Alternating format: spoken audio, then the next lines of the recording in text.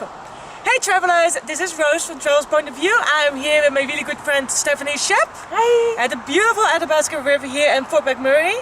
And Stephanie is obliged here to give me an interview about her travels and how she experienced. So Stephanie, how are you? I am really good! Yeah? Not cold at all! Not cold at all, it's not minus 30 at all. It's only minus 22. Totally doable. Totally doable. Cool, cool, cool. So let's just start with the first question. Are you a solo traveler or do you prefer traveling in a group? Well, I think that there's benefits to both. I did my first really big trip to New Zealand by myself, which you know, because that's where we met. And I really like traveling solo because there's a lot of benefits that you can learn about yourself, and it's challenging putting yourself in a situation like that because it's scary and intimidating, and when you can succeed doing it on your own, it's incredibly empowering. But on the other hand, it's really cool experiencing things that you do traveling with people. So I like both, and I also really like the people that I get to meet when I'm traveling, so that's cool too.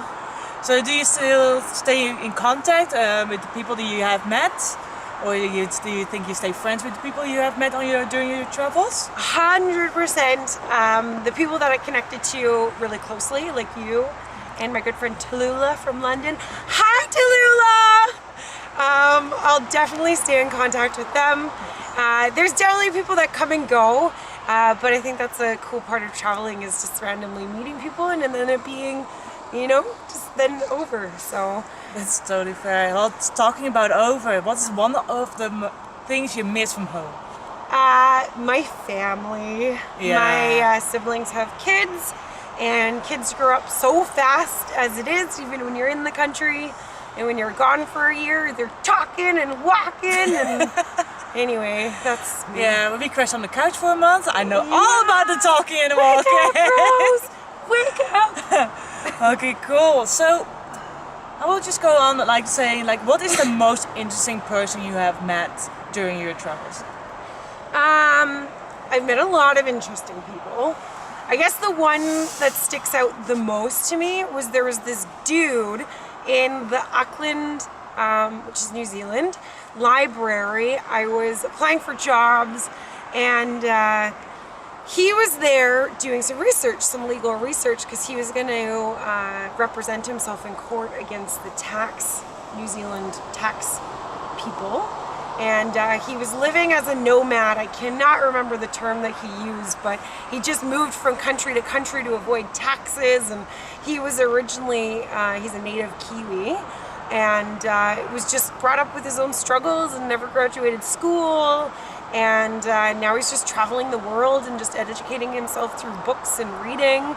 And his daughter never went to school, and she wrote a letter to a university in England and was going to get in with absolutely no credentials just because she was so intelligent from reading and just self-educating and traveling. You get knowledge that you just don't get when you travel.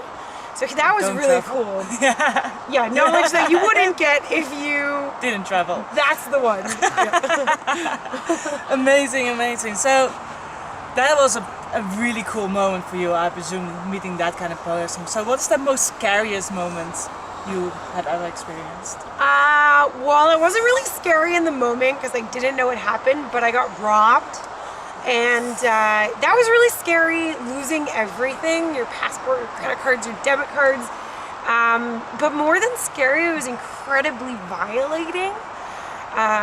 So I just felt, yeah, that was not a good feeling. So keep your shit close, people. And lock your cars. Sorry. Yeah, and lock your car too. I was in the car. We're not getting into the story, but anyway. All good, all good. So about scary feelings and stuff, what is the most embarrassing moment you ever had during your travels? Do you have an answer for that? Because we spend a lot of time together, and I feel like you have a better story for that than I do. I don't know. Yeah, no, I can't say really. I know I have a lot of moments, but I can't really remember one offhand. I remember in Sydney, me and Tallulah were crossing the street, and I'm like, oh my God, somebody's bird escaped. And she's like, dude, that's a cockatoo. Like, those live here. Like, those are wild here. And I'm like, what? Like, that's a pet back home in Canada. No. But it's not in Australia. So that was kind of a durr moment, but. Alright. Fair enough. So what is the best travel advice you ever got? And I don't mean like your mom said, don't talk to strangers, right? Yeah, that was not good advice, because talking to strangers gets you to a lot of cool opportunity. Definitely. So talk to strangers, people. Open I up. say it, yeah. The best travel advice I ever got, it wasn't actually travel advice, it just turned into inspiration for travel. But my mom would always say, don't let, jealousy is a wasted emotion.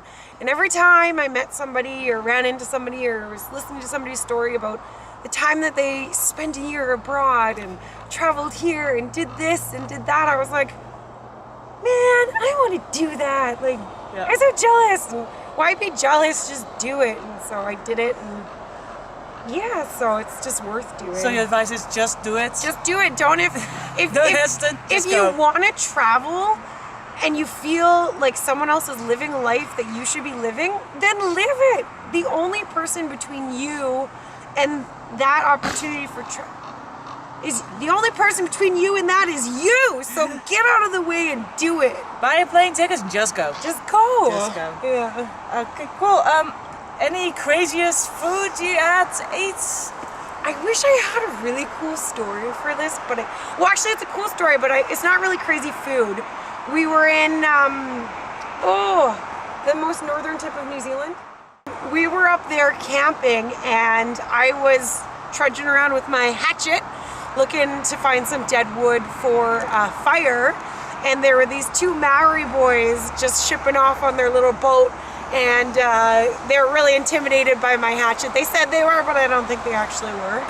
And we got to talking, and I invited them over for fire on their way back in, and I was like, come have a sit with us. And they came back, and they had giant crayfish fresh out of the water. Nice. Ponamu, no, not that one. Paua, which is like a mussel type thing. And they had that, and they threw it on our fire, and it was so delicious. Like, so good. That was awesome. That's her breaking the seashell, cooking it and then eating it. I love the illustration. Just in case you didn't get it from the story. Alright. So, this amazing travel you did, how did you support that? With hugs. You have a nice you're People really like my hugs. Yeah. No, with money, obviously, but surprisingly not with that much. I left Canada for a year with only like $1,500 and a return ticket home, which you should always have money for. Not 88 cents in your bank account. That's a different story. But yeah, and then I had a holiday working visa, and I worked while I was there and just budgeted. Budgeting is so important. You have to be mindful of the money that you have and the money that you're spending. Obviously, beer always trumps budget. Also, really great way to make new friends. Just offer them a beer. Beer! Oh, Yeah. it's good. Or wine, depending on the people. Yeah, just beer. Yeah,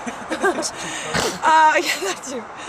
Yeah, so just with money, I never had very much of it, but I just made it work by budgeting it.